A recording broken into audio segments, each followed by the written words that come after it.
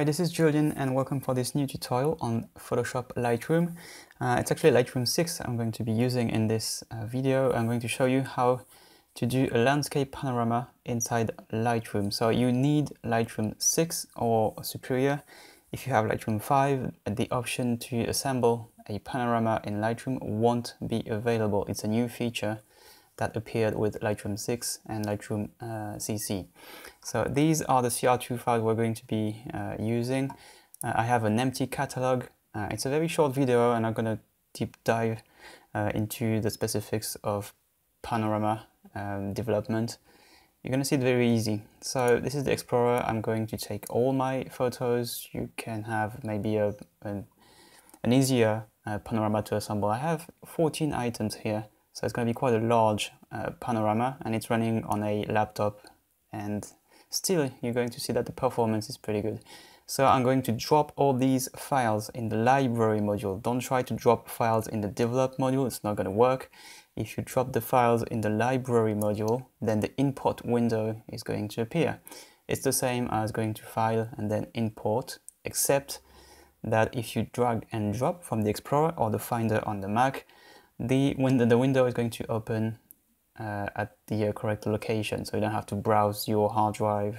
If it's deep into the tree of folders, then you won't have to lose time with that. It's there. I have all my files.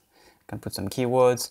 I'm going to say build preview standard, so we're not losing time with the rendering of all the preview files, and that's pretty much it. And I'm going to go into the metadata. Let's go to import. I want this video to be pretty straightforward. So I have now all the files in Lightroom, and when you're going to assemble the panorama, and it's going to be rendered, then it's going to be rendered as a DNG file, which is cool because all the information from the sensor will be included in the result, and you will be able to develop the file based on the result. So you don't have to develop all the single files before assembling the panorama. That's what we used to do before Lightroom 6. You can still do that if you want, edit all the files and then use the previous method, which was jumping into Photoshop for photo merge. But now we can stay in Lightroom 6. So I'm going to take all these photos, right click, and then I have photo merge, and then I have panorama. So this option is not available on Lightroom 5 and before. You need Lightroom 6 or Lightroom CC. So I have now a specific window. It's called Panorama Merge Preview. Obviously, if you have several files and if the files are big, it's going to take a little while. I have 14 files and they've been taken with a Canon 6D. It's being rendered on a laptop. It's quite a small laptop. It's a 13-inch XPS 13 with 16 gigs of RAM. It's just a dual core, so it's not really a workstation or anything. It's a really convenient laptop. It's very lightweight, but still, as you can see, it's been rendered in what, maybe 30-40 seconds. It's really, really quick. So now I have all my 14 files being assembled. I can do an auto crop, so I have all the white borders that can go away with that option. I could keep that and then jump into Photoshop later on to do some content aware, to get some sky back, or try to guess with the content aware the texture of the sky that disappeared that I couldn't take with my panorama. But let's just do auto crop so we have a final result inside Lightroom without even jumping to Photoshop. So let's click merge, and again the render is going to take a bit of time. I may just edit that part of the video. Okay, so now the render process is finished and I have a new file.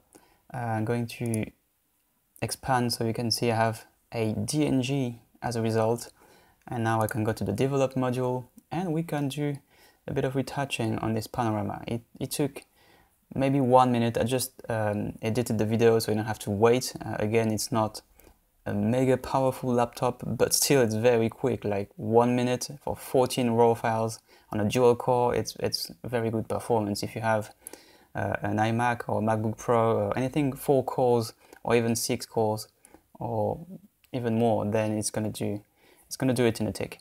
So this photo is cool. I'm going to make a bit of some room in the interface so I can see properly. I'm going to zoom in, and as you can see, the shadows, we need a bit of fill light in these areas. It's a bit dark. The sky is okay, we got some good texture, we got nice clouds, but it's a bit dull, it's a bit dark. So let's go to shadows and increased shadows. That's much better. Do the opposite in highlight so we can gain some texture in the clouds. Look at this. This is before, and decreasing the highlight reveal more texture in the clouds. Now all of this is now a bit dark, so let's pump up the exposure a tiny bit. Now that we have the texture we want, maybe plus 45. And we are going to increase the clarity and the vibrance for a colorful result. That's pretty much it. Now if we do before and after, let's zoom in. It's a panorama, so it's a bit hard to see. As you can see, it was dark, a bit desaturated. Now it's much better. We can have a different view. Here is the 100% view, I think. Yeah, 100%. Let's do fill instead and collapse the panel. Yeah, so now you can see the difference between before and after with only a couple of settings. And let's press Y again so we can have the result. Okay, so that was a quick video, a quick method to assemble a panorama in Lightroom 6. As you can see, it's very quick, very easy. We would have more options if we had taken the method with Photoshop. It's a bit more complicated. I will probably explain that in a different video. Don't forget to subscribe on the channel for more tutorials, free tutorials on Photoshop, Lightroom, and photo editing. And of course, pay a visit to my website, jumpons.com.